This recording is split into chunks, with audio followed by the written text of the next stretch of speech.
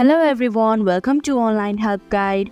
Today in this video, I'm going to show you how to change your Bigo ID on Bigo Live. So without any further ado, let's get started. First of all, open Bigo Live application. Here, click on the Me option in the bottom right corner. Click on the profile icon in the top right corner.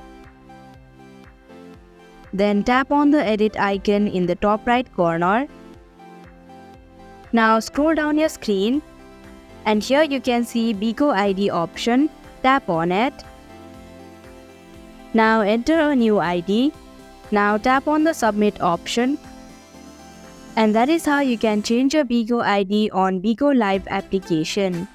Thank you for watching Online Help Guide. Hope this video was helpful.